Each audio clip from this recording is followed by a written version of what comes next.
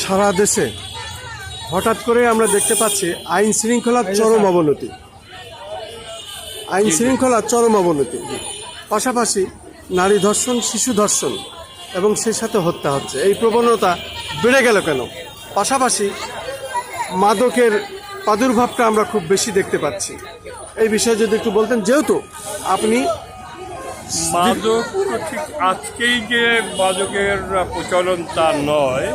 আপনি হয়তো বলবেন যে এটার পরিধিটা বৃদ্ধি পেয়েছে, গুণগত মানটা বৃদ্ধি পেয়েছে, পরিমাণগত যে বৃদ্ধি পেয়েছে, কিন্তু মাদক আমাদের সমাজে ছিল। এবং আমরা জানি বড় বড় মন্ত্রী এমপিরা মাদকের গডফাদার ছিলেন। এ নিয়ে পার্লামেন্টে অনেক আলোচনা হয়েছে। তো যারা দুষ্টের দমন করবেন তারাই যদি দুষ্ট লালন করে, তাহলে হবে কী করে? শস্যের মধ্যে ভূত। আমাদের যারা শাসক তারাই এই মাদকের প্রশ্রয়দাতা। আর এখন যেটা হয়েছে যে বিগত সরকার, শেখ হাসিনা সরকার, তাকে যেভাবে উৎখাত করা হয়েছে, যে প্রক্রিয়ার মধ্যে দিয়ে উৎখাত করা হয়েছে, তারপরে যে অন্তর্বর্তীকালীন সরকার, সেই সরকারের আমলে দেশটাকে একেবারে মানে চরম নৈরাজ্যের দিকে নিয়ে গেছে। দেশে আইন শৃঙ্খলা, অর্থনীতি, রাজনীতি, সংস্কৃতি, রাজনীতি কিছুই নেই।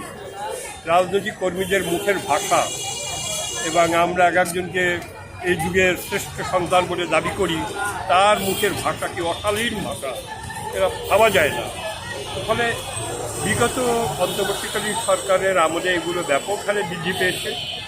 এবং আমি জানি না শেখ হাসিনা সরকারের পরিবর্তনে যাদের ইন্ধন ছিল বহিঃশক্তি, তারা এখনও সেই ইন্ধন দিয়ে চলেছে কিনা। একটা হতে পারে যে এই বাংলাদেশটাকে ব্যর্থ রাষ্ট্রে পরিণত করবে, করে দিয়ে তাদের হস্তক্ষেপটা বৃদ্ধি করবে, এরকম ঘটনা হতে পারে।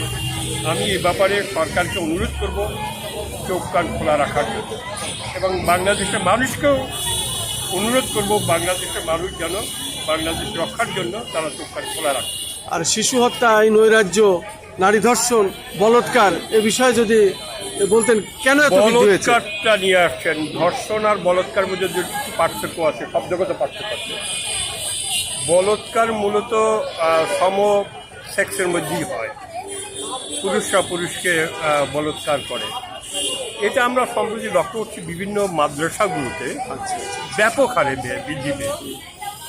আমি জানি না যারা দিন শিক্ষা দেয়, এলএম শিক্ষা দেয়, সেখানে যদি এই শিশুরা, ছোট ছোট নাবালক শিশুরা বলৎকারের শিকার হয়, আমি অনেকগুলো ভিডিওতে দেখলাম যে তারা কি আর্তনাদ করেছেন তার বাবা মার কাছে, যে আমাদের হুজুররা সারাদিন রাত এই আমাদেরকে এরকম অত্যাচারের শিকার হয়। আমার মনে হয় গভর্নমেন্ট এটা গুরুত্ব পদক্ষেপ দেওয়া দরকার, এই মাদ্রাসাগুলো মনিটরিং করা দরকার। আমি বলছি না মাদ্রাসা বন্ধ করে দাও, কিন্তু মাদ্রাসাকে একটি সুশৃঙ্খল নিয়ন্ত্রণের মধ্যে আনা দরকার। এবং মাদ্রাসা, মসজিদ, মক্তব, এই যে প্রচুর বাড়ি ঘরে ঘরে মাদ্রাসা তৈরি হয়েছে, এগুলো কেমনে হলো, কীভাবে হলো আমরা বুঝি না। ফলে এগুলোকে নিয়ন্ত্রণ করা দরকার। এবং সত্যিকার অর্থে যদি প্রমাণিত হয় কোনো মাদ্রাসার শিক্ষক, কোনো হুজুর যিনি এলএম শিক্ষা দেন, তিনি বলৎকারের সাথে যুক্ত, তার শিরচ্ছেদ হওয়া দরকার।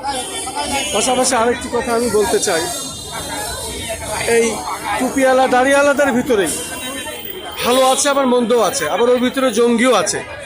এদের ভিতরে এত মত কেন? ওরা এক মতে থাকে না কেন, যদি একটু বলতেন। আমাদের ইসলাম ধর্মে বিভিন্ন তরিকা আছে, বিভিন্ন ফেতনা আছে, বিভিন্ন মাহাজাব আছে। ফলে এগুলো তো আছেই, আমাদের ইসলাম ধর্মে এগুলো রয়েছে। কিন্তু সবার উপরে মানুষ সত্য। কবির যে মানি যে শোনো হে মানুষ ভাই, সবার উপরে মানুষ সত্য, তাহার উপরে কে ধর্ম, কে শিয়া, কে সুন্নি, কে আহমদিয়া, কে মোহাম্মদিয়া, এইটা না ধরে সবাই মুসলমান, সবাই মানুষ। এইভাবে যদি চিন্তা করি তাহলে অনেকগুলো বিপদ থেকে আমরা নিজেদেরকে রক্ষা করতে পারি। এই যে ইরানের তো আমি যতটুকু জানি হযরত আলীর অনুসারী তারা, আর হযরত আলী হচ্ছে মোহাম্মদের পরিবারের লোক, আমাদের নবীর পরিবারের লোক। তো তাদের অনুসারীদের উপরে আরব জাতি যেভাবে অত্যাচার করলো, গোটা আরব জাতি এক হয়ে নাসারাদের সঙ্গে, ইহুদিদের সঙ্গে, তাদের সঙ্গে একত্র হয়ে ইরানের বিরুদ্ধে যে যুদ্ধ করলো, যে ক্ষতি সাধন করলো, একজন সত্যিকার মোমেন, একজন মুসলমান এটা করতে পারে না। ফলে তার ইমানের প্রত্যেকের ঘাটতি রয়েছে। আমি অনুরোধ করব, যদি সত্যিকার অর্থে মোহাম্মদী উম্মত হন, তো মোহাম্মদী ধর্মের অনুসারী হন, তাহলে যে গ্রুপেরই হোক না কেন, সবার ইসলাম শান্তির ধর্ম এবং সেই শান্তির ধর্ম প্রচার করা দরকার। ধন্যবাদ। আপনাকে অনেক অনেক ধন্যবাদ। শুধু দর্শক, আমরা বিশিষ্ট শ্রমিক নেতা এবং আন্তর্জাতিক খ্যাতিসম্পন্ন এই আবুল হোসেন আবুল সাহেব জাতীয় প্রেস ক্লাবের সামনে উনি অনেক মানবিক কাজ নিয়ে মানববন্ধন করেন, সংবাদ সম্মেলন করেন। ঠিক তারই আমরা আজকে একটি বিশেষ সাক্ষাৎ গ্রহণ করলাম এই ঈদকে সামনে রেখে। আমি খন্দকার মাসুদুজ্জামান, জাতীয় প্রেস ক্লাবের সামনে থেকে, রাজধানী ঢাকা।